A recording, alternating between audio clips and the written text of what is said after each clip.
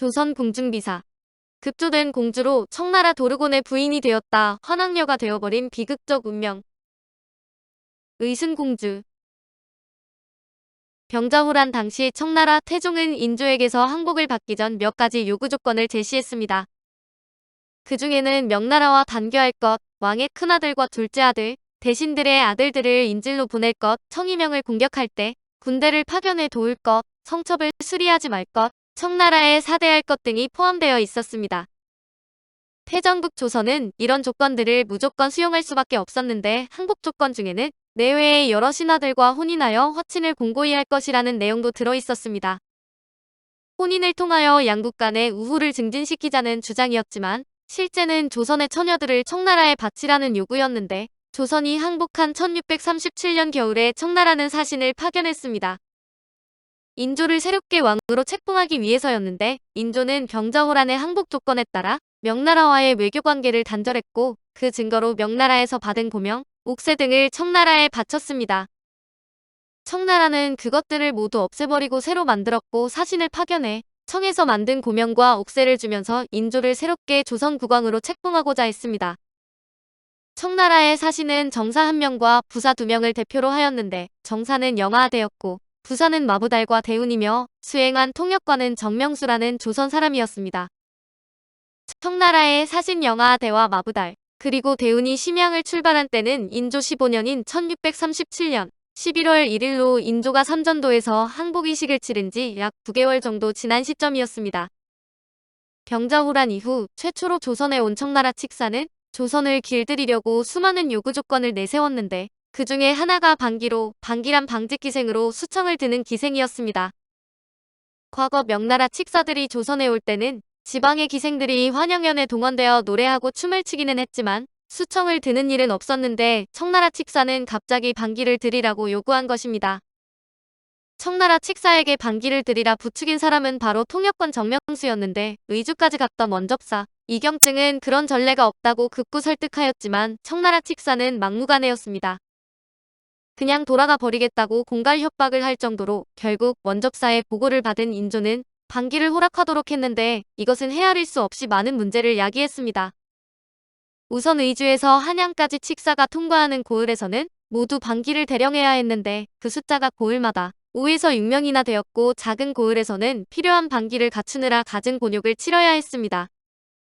더 큰 문제는 한양에 있었는데 장학원 기생제도가 폐지되어 한양에는 기생이 없어 청나라 칙사가 한양에 입성했을 때 필요한 반기를 마련할 방도가 없었습니다. 인조는 임시 방편으로 의녀, 무녀, 사창 등을 동원하고 또 황해도 지역의 기생들을 뽑아 올리라고 했는데 이들도 결사적으로 수청을 거부했는데 영접도 감의궤는 이렇게 전하고 있습니다. 반기는 한양의 막중한 폐단입니다. 칙사가 온다는 소문이 돌면 사람마다 두려워하여 혹은 도망가는 자도 있습니다. 추적하여 잡아올 때에 여항이 소란하여 사람들은 즐겁게 살 마음이 없습니다. 영접 도감에게 인조 21년 3월 29일조. 이런 참상은 1643년에 청나라 태종이 반기를 폐지한다는 칙서를 보낼 때까지 6년간이나 계속되었는데 이들보다 더욱 처참한 여성들이 있었으니 항복 조건에 따라 청나라로 끌려가야 했던 조선 여성들이 그들이었습니다. 청에 끌려간 공녀들. 청나라 칙사 영하대와 마부달 그리고 대운이 한양에 도착해 인조는 창덕궁 인정전에서 이들을 접견했지만 특별한 문제가 언급되지는 않았는데 문제는 11월 23일에 터졌습니다. 시녀를 골라 보내는 일은 근거할 만한 문서가 있으므로 심양에 있을 때 이미 최면길 정승에게 말했다. 지금 시녀 문제를 어떻게 할 것인가? 또 혼인에 관한 일은 항복 조약 중에 있다. 모든 재상들의 딸들 중에서 몇 명 정도나 거두어 기를 것인가? 승정원 일기 인조 15년 11월 23일조. 조선은 초기에 명나라에 공녀를 바친 적이 있었고 명나라 칙사들을 위한 연향의 관기들을 동원한 적이 있었으니 청나라에도 동일하게 시행하라는 요구였습니다. 상황을 보고받은 인조는 시간을 끌며 어물쩍 넘어가려 했지만 오히려 분노만 사고 말았는데 승정원 일기에서는 당시의 상황을 이렇게 전합니다. 주상이 이르기를 보고한 내용 외에 다른 말은 없었는가? 하였다. 관반 김신국이 아뢰기를 다른 말은 별로 없었습니다. 그렇지만 그 안색을 보고 그 말을 들으니 몹시 사나웠습니다. 신등이 답안으로 타일렀으나 끝내 화를 풀지 않았습니다. 신등은 밤이 이미 깊었고 걸문도 또 닫혔으니 날이 밝은 후에 궁궐로 가서 결정하겠다고 하였지만 그들은 즉시 회답을 받고자 하였습니다. 또 그들이 수하들을 시켜 신등이 정말로 일궐하는지 엿볼까 염려하여 부득이 밤을 무릅쓰고 왔습니다 하였다. 주상이 이르기를 그러면 어떻게 처리해야 하는가 하였다. 영의정 이홍주가 아뢰기를 허락하면 끝내 난처한 일이 있을 것이고 허락하지 않으면 당장 협박당할 근심이 있습니다. 어찌해야 좋을지 모르겠습니다 하였다. 면접사 이경증의 아뢰기를 시녀 문제로 신등이 입이 아프도록 다투니 저들은 말하기를 명나라 때에도 이런 일이 있었는데 우리에게만 안 한단 말인가? 하였습니다. 신등이 말하기를 대신들과 의논한 후 왕에게 보고하여 결말이 나면 회답하겠다고 하자 저들이 이토록 화를 냈으니 진실로 침통합니다. 그러나 일이 중대하여 가벼이 허락하여 도모하기 어려운 후환을 열어서는 안 되겠습니다 하였다. 주상이 이르기를 우의정의 뜻은 어떠한가? 하였다. 우의정 신경진이 아뢰기를 이것은 영하대가 자기의 공을 세우려고 하는 것에 지나지 않습니다. 이번에 온 기회를 이용하여 결정한 후 돌아갈 계획일 것입니다. 시녀의 일은 오늘 비록 모면한다고 해도 끝내 막기 어려울 것입니다. 혼인의 일은 약속한 조문 중에 있다고 하니 이 두 가지 일은 끝내 막을 수 없다고 생각합니다 하였다. 주상이 이르기를 이 말이 소견이 없지 않다. 끝내 고집을 부리다간 분명 흉악한 화가 있을 것이다 하였다. 도승지 윤희가 아뢰기를 신이 마땅히 가서 회답하겠습니다. 무어라 말을 만들어야 하옵니까? 하였다. 주상이 이르기를 가서 할 말은 이미 말했다. 잘 논의해 처리하겠다고 말하라 하였다. 승정원 일기 인조 15년 11월 23일조. 그날 인조와 신하들은 특이한 대안을 생각해냈는데 그것은 친자식이나 양자를 차별하지 않는 청나라 사람들의 관습을 이용하자는 대안으로 서녀 또는 수양녀를 들여 친딸이라고 보내자는 것이었습니다. 이는 김신국이 제안한 것인데 인조는 그에 더하여 여자종을 수양딸로 삼아도 괜찮다고 하여 사실상 고관대작들이 친딸을 보내지 않아도 될 수 있게 하였습니다. 문제는 시녀였는데 8명의 시녀를 주장하던 인조는 약간 후퇴하여 10명의 시녀를 보내기로 했고 시녀를 차출하는 일은 인조 1638년 초부터 본격적으로 추진되었습니다. 인조는 16에서 23세의 공노비 중에서 시녀를 선발하도록 했는데 공노비들의 참여를 유도하기 위해 시녀로 선발된 공노비의 부모나 형제 중에서 한 명을 면천시키겠다는 파격적인 조건을 내걸기도 했습니다. 우여곡절을 거쳐 10명의 시녀가 최종 선발되었고 7월 21일에 환관 나업이 이들을 인솔하고 한양을 출발하여 청나라로 떠났는데 이렇게 청나라로 끌려간 시녀들은 청나라의 궁녀로 일생을 살아야 했습니다. 섭정왕 도르곤의 통혼칙. 인조 15년인 1637년 11월 23일에 청나라 칙사가 혼인 문제를 제기했을 때 인조와 조정 중신들은 거두어 기르기 위해 몇 년의 시간이 필요하다고 주장해 일단 몇 년의 시간을 벌었습니다. 그렇지만 먼저 조정 중신들의 딸들 중에서 혼인 후보자들을 물색해 청나라 칙사에게 알려줘야 했는데 청나라 칙사는 혼인 후보자가 최소한 6에서 7명은 되어야 한다는 뜻을 내비쳤습니다. 그런데 청나라 칙사는 거두어 기르기 위해 몇 년의 시간이 필요하다는 조선 측 주장을 받아들여 혼인 문제를 재촉하지 않았고 혼인 문제에 관해 분명한 결론 없이 귀국하고 말았습니다. 혼인 문제가 다시 불거진 때는 효종 1년인 1650년 3월이었는데 파을르 등은 청나라 제1의 실력자 섭정왕 도르곤의 통혼칙을 소지하고 있었습니다. 도르곤은 13세에 불과한 순치제를 대신해 섭정을 하고 있었는데 공식적으로 황부 섭정왕으로 불린 도르곤은 황제 이상의 권력을 휘두르고 있었습니다.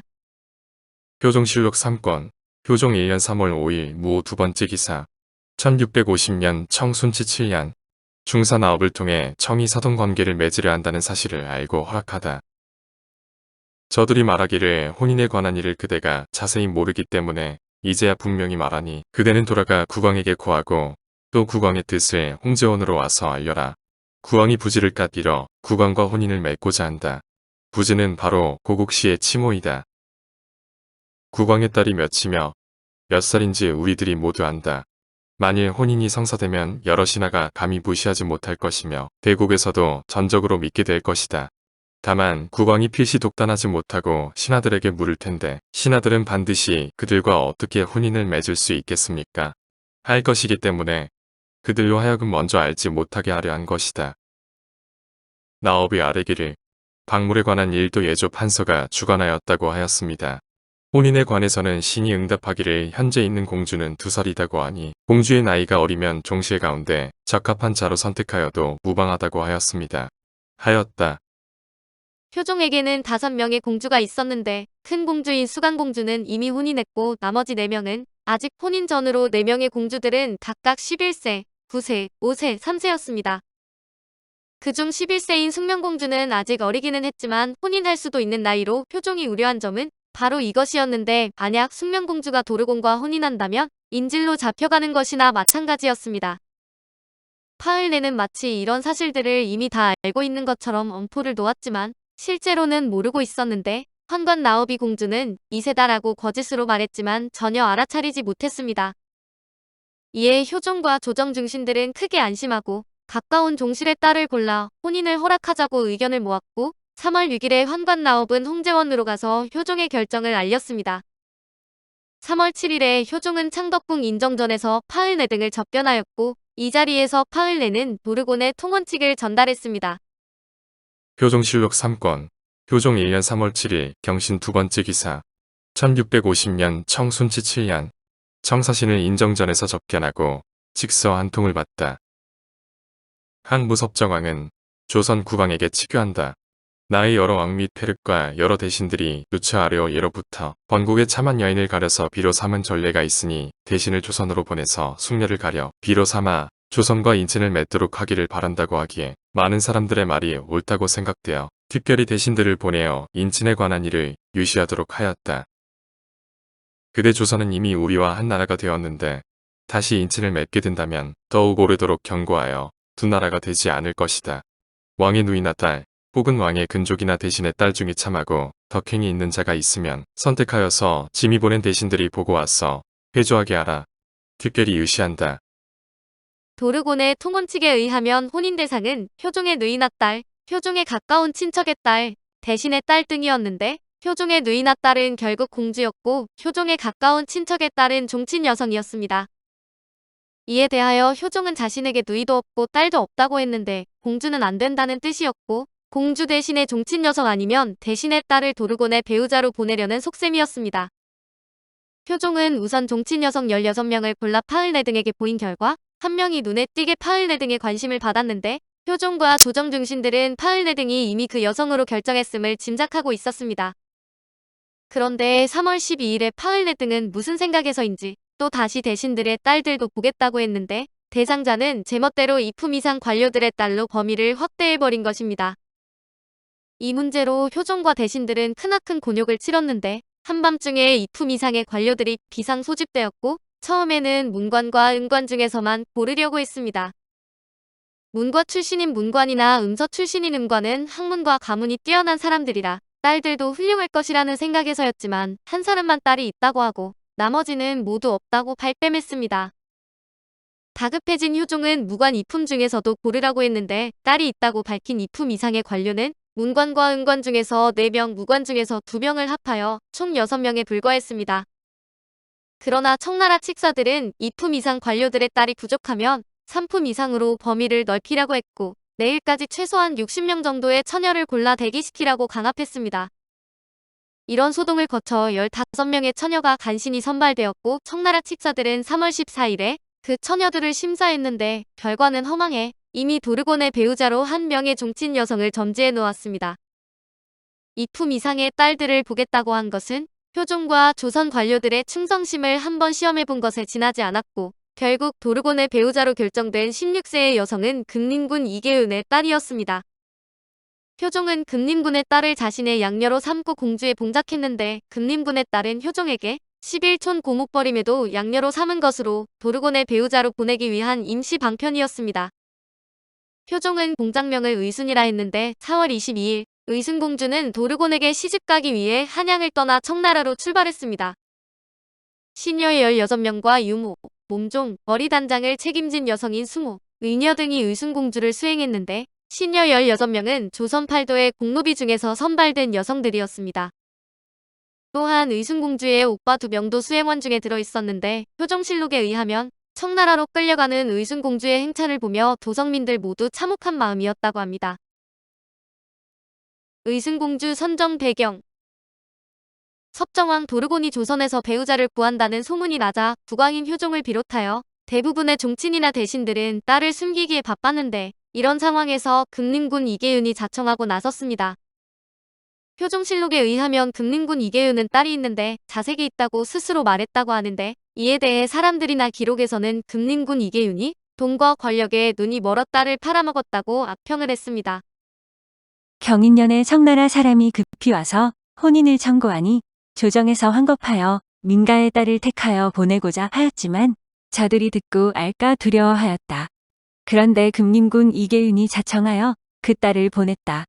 대개 그 뜻은 오로지 나라를 위하는 데 있는 것이 아니라 천국에서 보내는 비단이 많음을 보고 탐낸 것이다. 이계윤의 집이 지극히 가난하였는데 이 때문에 부자가 되었다. 딸은 의순공주라 하였는데 섭정왕 도르곤이 받아들였다가 뒤에 소박하여 버리고 그의 하졸에게 시집 보냈더니 이 행진이 이계윤과 함께 사신으로 북경에 가서 글러 아래어 그 딸을 데리고 돌아오니 당시 사람들이 침을 뱉고 욕하였다. 연려실 기술의 이 내용에는 객관적 사실과 고의적 악평이 뒤섞여 있는데 고의적 왜곡이 적지 않아 금림군 이계윤이 자청에 딸을 보낸 이유가 천국에서 보내는 비단이 많음을 보고 탐낸 것이라는 내용부터가 그렇습니다. 금림군 이계윤이 솔선하여 딸이 있는데 자색이 있다고 대답한 것은 자신의 딸이 충분히 공주를 대신할 수 있으니 걱정하지 말라는 의미로 보아야 할 것입니다. 금림군 이계윤의 딸, 곧 의순공주도 자신의 입장과 사명을 이해하고 긍정적으로 받아들였는데 그녀는 나라를 위하여 기꺼이 섭정왕의 배우자가 되겠다는 생각을 갖고 있었습니다. 의순공주는 자색이 있을 뿐만 아니라 몹시 주도면밀하고 또 조국에 대한 충성심도 큰 여성으로 서유문의 무후연행록에는 의순공주와 관련된 일화가 이렇게 기록되어 있습니다. 청나라의 구영계가 늦게 상처하고 우리나라 종실에 구원하였다. 이에 금림군의 딸로 허운하였다. 청나라에서는 총관 정명수를 보내 맞이해 갔는데 정명수는 본래 우리나라 사람으로 죄를 지어 청나라에 들어가 총관이 되어 우리나라에 나오면 악행이 비할 데가 없었다. 또한 병자호란을 겪은 지 얼마 되지 않아 조금도 그의 뜻을 거스르지 못하였다. 이때 나와서 또 옛날처럼 악행을 저지르며 은화를 많이 빼앗고자 하였다. 그러자 금림군의 딸이 위해를 크게 갖추고 정명수를 불러들여 꾸짖어 말하기를 내가 들어가서 섭정왕에게 여쭈면 내 목숨이 끊어지질 것이니 내가 감히 마음속으로나마 내 나라에서 그런 악행을 하겠느냐? 하였다. 이어 곤장을 칠 듯하니 정명수가 겁을 내어 죽기로 간청하였다. 이때 매우 유쾌한 일이라고 일컬었다. 의순공주는 누군가는 반드시 도르곤의 배우자가 되어야 한다는 사실을 수용한 것으로 조국을 위해 도르곤의 배우자가 된 의순공주는 조국의 이익을 위해서도 용감하게 나섰습니다. 효종이 대의에 순종했다는 뜻의 의순공주로 작포한 이유가 여기에 있었는데 이런 의순공주를 돈이나 권력에 팔려간 딱 한 딸로 매도한다면 그것은 의순공주를 2번 죽이는 일이라고 할 수 있을 것입니다. 의순공주의 삶. 의순공주 일행을 인솔하고 청나라로 간 책임자는 호행사 원두표로 그의 역할은 호행사라는 이름 그대로 일행을 보호하는 최고 책임자라는 뜻입니다. 효종 1년 4월 22일에 한양을 출발한 호행사 원두표는 거의 한 달이 다 된 5월 21일에 산해관 부근의 연산에서 도르곤을 만났고 그날 의순공주는 도르곤과 혼인의식과 더불어 초약까지 치렀습니다. 도르곤은 39세로 16세의 의순공주보다 무려 23세나 연상이었는데 호행사 원두표는 8월 27일에 귀국하여 호행 결과를 보고하면서 의순공주에 대한 도르곤의 반응을 이렇게 전했습니다.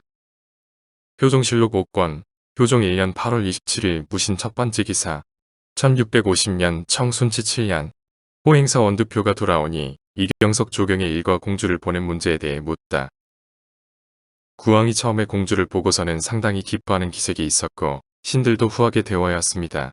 그러다가 북경에 도착하고 나서는 공주가 아름답지 않고 시녀도 못생겼다는 이유로 온갖 방법으로 힐책하였는데 이것이 매우 우려됩니다. 국왕이 말하기를 선한 때부터 본국에 은혜를 베푼 것이 매우 두터웠고 나도 국왕에게 사사로이 베푼 은혜가 있다. 그런데 번번이 외적과 혼단이 있다는 핑계로 성을 쌓고 군사를 훈련시키겠다고 청하니 이는 필시 그대 나라가 상하간에 모두 다른 뜻을 가지고 있기 때문이다.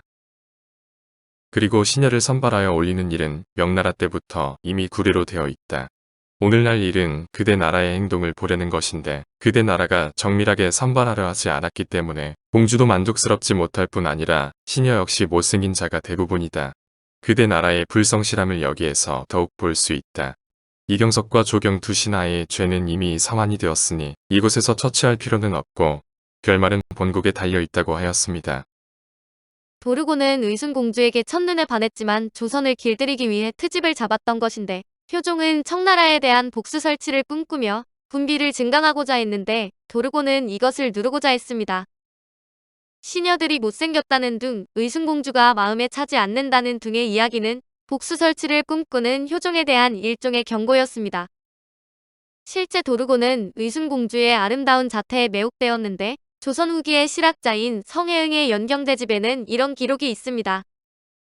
효종 때의 청나라의 섭정왕 도르곤이 우리나라에 혼인을 요청하자 우리나라에서는 금림군의 서녀를 의순공주로 삼아 시집 보냈는데 도르곤이 의순공주를 매우 기뻐하여 백송골이라고 하였으니 백송골이란 그 자태가 뛰어나다는 말이었다.